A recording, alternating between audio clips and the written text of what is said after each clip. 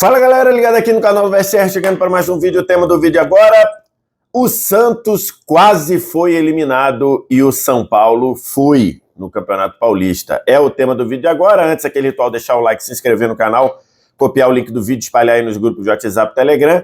E aquela dica para você que gosta de futebol e quer acompanhar o melhor aplicativo de futebol à disposição no mercado, totalmente de graça, não tem pegadinha, você baixa totalmente de graça, só vir no primeiro comentário fixado desse vídeo, clicar lá, tem um link, você cai direto na sua loja do iOS ou do Android e você baixa o app do SofaScore. Resultados em tempo real, classificação em tempo real, estatística de times, estatística de jogadores, gols, assistências, passes decisivos, tudo isso, mapa de calor, tudo à sua disposição, totalmente de graça. É o aplicativo que eu uso para me preparar para os jogos. Você baixa totalmente de graça. Estou gravando esse vídeo na manhã de segunda-feira, depois da gente ver o Santos flertando com o perigo e o São Paulo casando com o perigo, né? O Santos ficou num 0-0 bem complicado com a Portuguesa na Vila Belmiro, acabou levando a melhor nos pênaltis, e aí apareceu o goleiro João Paulo, que fez uma defesa, depois um outro chute para fora, e o Santos foi perfeito nas suas cobranças e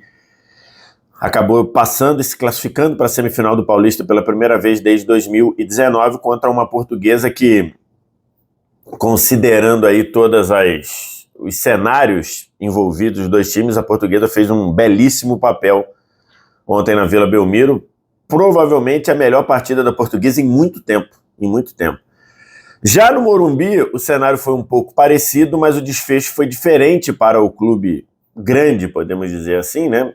Que foi o São Paulo sendo eliminado pelo Novo Horizontino.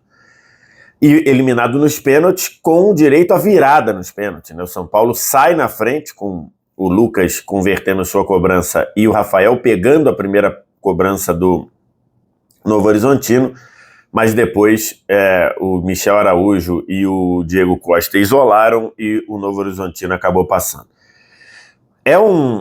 Foram dois jogos ali em que você viu o time grande encontrando muitas dificuldades ao longo do jogo, e dificuldades dessas que não são surpresa.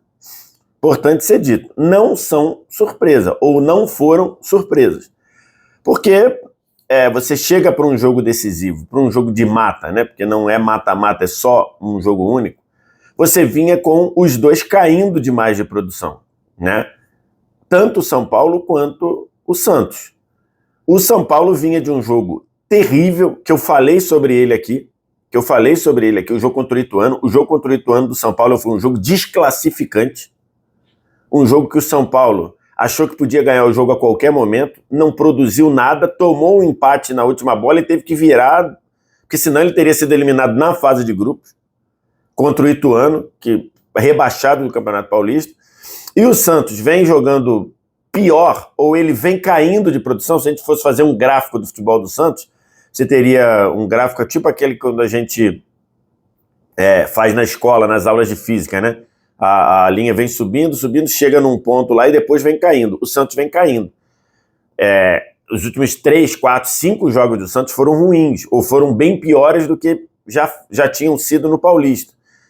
E isso ficou meio maquiado na última rodada do Paulista. A do São Paulo não teve maquiagem nenhuma. A partida do São Paulo contra o Ituano, de novo, foi desclassificante. E ali acendeu o alerta, ou deveria ter acendido o alerta. A do Santos ficou um pouco maquiada, porque a última partida do Santos na fase de grupo foi uma vitória sobre a Inter de Limeira, em que o Santos fez uma partida péssima e o Otero acabou com o jogo e meio que modificou a percepção daquele jogo, por conta da atuação individual do Otero. A atuação coletiva do Santos foi muito ruim.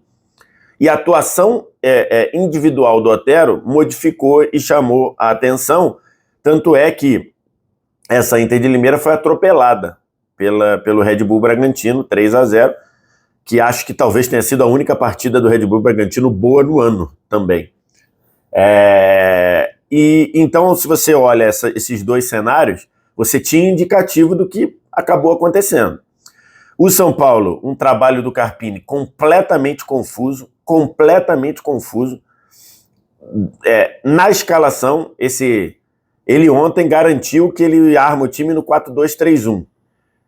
Ok, se você olhar lá o campinho, é isso. Na prática, vira um 4-2-4 e o São Paulo tem dificuldade para fazer uma saída de bola melhor, a menos quando a bola cai no pé do Lucas, e tem uma dificuldade de correr para trás, em especial no lado esquerdo, que, aliás, foi por onde saiu o gol do Novo Horizontino. O São Paulo perdeu totalmente a capacidade de triangulações pelos lados. O São Paulo depende exclusivamente do Lucas, que, aliás, tirou da cartola um passe maravilhoso para o Ferreirinha fazer o gol e empatar o jogo. Depende, basicamente, exclusivamente do Lucas. E, para piorar, o Carpini, toda vez que ele tem que agir, que ele tem que tomar ações, ele faz mal. É verdade, o São Paulo tem muito jogador machucado, o Caleri não jogou machucado, fez falta, apesar do André Silva não ter entrado mal. Ter feito, acho que até um bom jogo, considerando estreia e tudo. O Ferreirinha, que vinha sendo um jogador diferente, um jogador que estava conseguindo ganhar 1 contra 1, trabalhar muito bem. O Ferreirinha fez o gol, se machucou, aparentemente com alguma questão na costela, e aí o time do São Paulo não andou mais. As alterações do Carpini ruins, o Michel Araújo não vem bem, e saiu do banco e não produziu. Ele tirou o Wellington, que estava mal defensivamente, mas estava muito bem no ataque. Então, assim, não entendi por que ele tirou o Wellington. A entrada do Eric, quando saiu o Ferreirinha, era a reposição natural, mas o Eric não é tão bom quanto no 1 contra 1 como o Ferreirinha, então ele vai ter a tendência de cortar para dentro. E isso foi deixando o time do São Paulo muito confuso.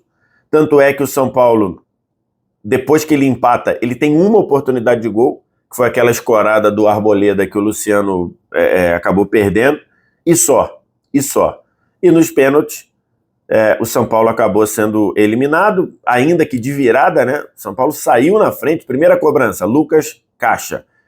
E na outra o Rafael pegou e ficou a questão polêmica lá do Rames não bater. O Carpini, ao ser perguntado sobre isso, disse que a mecânica da disputa de pênalti é quem vai se apresentando vai batendo. Ele deu ao entender, porque é questão de confiança, é questão de estar bem, ele deu a entender que o Rames disse que estava sem confiança. Então, na primeira resposta ele fala isso. Aí depois, se eu não me engano, o Eduardo Afonso, né, brilhante repórter que é da ESPN, ele pergunta, o Rames disse que não estava bem para bater? Ele reafirma, depois da primeira resposta ele reafirma. Aí ele diz, não foi isso que aconteceu. Ele disse que outros jogadores foram se apresentando, como o Rames não se apresentou, foram batendo os outros jogadores. Logicamente que o Rames, dentro do cenário, ainda que ele tenha perdido um pênalti no ano passado contra a LDU, num cenário desse o Rames deveria bater. Eu suponho que o Rames deveria bater antes do Diego Costa, por exemplo. Mas o Carpini disse que o Diego Costa estava treinando bem e tudo, os pênaltis, né? Então, assim, mas se o jogador não se apresentou, não estava bem, ok, os jogadores podem não estar bem ali para bater, enfim. E aí o São Paulo foi eliminado, o São Paulo de novo não chega à semifinal, de novo caindo para um time pequeno nos pênaltis, e São Paulo agora vai ter 27 dias para treinar, 27, 30, 28, 25, por aí, e muita gente falando em demissão do Carpini. Pelo que eu ouvi do Lucas, todos os jogadores estão com o Carpini, não cogitam isso. Então, acho que não é motivo para demitir, né? Se você está num cenário, jogadores experientes, líderes do elenco estão com ele, eu acho que não é motivo para demitir. Vamos ver o que a direção do São Paulo vai fazer. Foi uma escolha do Muricy, o Muricy está dando respaldo. Enfim, mas o Carpini, que assumiu a responsabilidade, disse que a maior parte da eliminação está na conta dele, precisa melhorar. Precisa o trabalho dele engrenar, né? Eu falei sobre isso depois do Fla-Flu. O São Paulo não pode ter o trabalho maquiado, ou a falta de trabalho maquiado pelo título da Supercopa. Eu sou um entusiasta desses títulos, Recopa, Supercopa, eu gosto muito. Mas você não pode, o ano do São Paulo não é bom. O ano do São Paulo não é bom e tinha aviso no jogo contra o Ituano.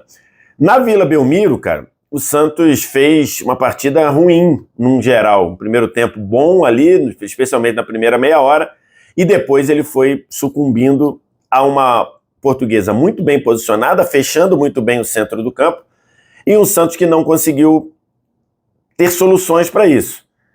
O Otero estava muito bem marcado, a Portuguesa fez o Fernando Diniz fez um jogaço, o lateral esquerdo da Lusa, marcou muito bem o Otero, o Casares sumido, o Guilherme, esse mais acionado, mas com pouca ajuda. O Felipe Jonathan, claramente sem confiança, não subia para ajudar o Guilherme. Então era o cenário do Santos, encaixotado, o Furque quase não recebeu bola, e aos pouquinhos a Portuguesa foi saindo para jogar. A gente, quando viu o cenário do jogo, falou, pô, a Portuguesa vai para lá trancada, dando bico pro alto, para levar pro 0-0. Não foi isso que aconteceu. Depois, na primeira meia hora, a Portuguesa jogou e saiu para jogar, teve chance, teve uma bola na trave que foi anulada numa falta ali, até uma falta bem questionável em cima do João Paulo, que o Klaus anulou. Depois teve uma bola na trave do Maceió, e no segundo tempo a melhor chance do jogo foi da Portuguesa. Depois de um contra-ataque que o Giovanni Augusto meteu o Giovanni Augusto ou o Maceió, acho que foi o Maceió, mas enfim, um dos dois meteu o Dourado na cara do gol, ele bateu cruzado e o João Paulo fez uma defesaça evitando 1-0 da Portuguesa. E aí demonstra como o Santos está caindo de produção, né? O Santos está efetivamente caindo de produção, caiu demais de produção. O time que fez uma primeira metade do Paulista muito bem, produzindo jogada, saindo fácil da defesa para o ataque, com os seus laterais participando da fase ofensiva, com os seus pontas tendo companhia, ou do Juliano encostando, ou do próprio lateral, ou de alguém do meio, ou João Schmidt, ou Pituca aparecendo para buscar triangulações. Agora isso não está funcionando. Claramente o time do Santos parece que entrega a bola na mão, no pé, ou do Otero ou do Guilherme, e manda eles resolverem. Um time espaçado, um time que facilitou a marcação da Portuguesa. A Portuguesa fez um jogo muito correto, muito organizada, e não tem nada do que se lamentar no sentido de eu poderia ter feito mais. Eu acho que a Lusa fez o que dava para fazer, o Santos sim deixou a desejar. No fim, os pênaltis lá, o Santos foi muito competente, né?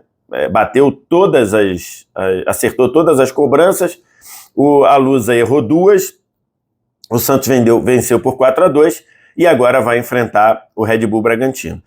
Se o Santos continuar nessa queda de desempenho, e o Bragantino, que também não faz um ano terrível, mas eu não vi o jogo, mas imagino que tenha jogado minimamente bem para fazer 3-0 na Inter de Limeira, não vi o jogo, confesso, estava indo e voltando da Vila Belmiro. Então, se o Santos continuar nessa queda, e não vai ter o Otero, para mim, uma expulsão exagerada do Klaus. Acho que a entrada do Otero, ela vai mais o ponto de contato, até na chuteira do Giovanni Augusto, eu acho que era um amarelo, mas não tem nenhum absurdo em expulsar, não é roubo expulsar. O Santos não vai ter o Otero contra o Red Bull Bragantino, até o Otero seria importante, tanto pelo que ele constrói na frente, mas e para preocupar o Juninho Capixaba, que é uma das forças ofensivas do Bragantino, não tendo o Red Bull Bragantino, não tendo o Otero, o Juninho Capixaba vai poder se soltar, então é um jogo muito complicado para o Santos. Mas não é fim do mundo, tá? Porque o Carille conseguiu reconstruir Santos muito rapidamente. Então, assim, não é fim do mundo a atuação do Santos. Mas fica uma pontinha de decepção pela forma como o Santos já jogou no Campeonato Paulista. E vai dizer, mas é que é Campeonato Paulista, não é problema. Até porque o Santos caiu no grupo em que tinha mais times, vamos dizer assim, fracos. Os dois rebaixados estavam no grupo do Santos, então ele não enfrentou esses times. Então a campanha do Santos ela é uma campanha contra os times mais fortes do campeonato. E ele jogou bem contra esses times. E agora não está conseguindo fazer. O cara ele vai ter aí, 20 dias para armar o time, para pensar no time sem o Otero e para tentar voltar a jogar bem. O Juliano, de repente, entrar em forma, porque está com problemas físicos. Mas o time do Santos flertou com o perigo. Mas quem casou com o perigo foi o São Paulo. Quero te ouvir, o que você tem a dizer? Diz aqui embaixo nos comentários, deixa o like, se inscreve no canal, sininho das notificações, copia o link, espalha aí nos grupos do WhatsApp, Telegram e, claro, baixa o app do SofaScore. Primeiro comentário fixado desse vídeo, totalmente de graça, o melhor app de futebol do mercado. Obrigado demais pela audiência, valeu, tchau.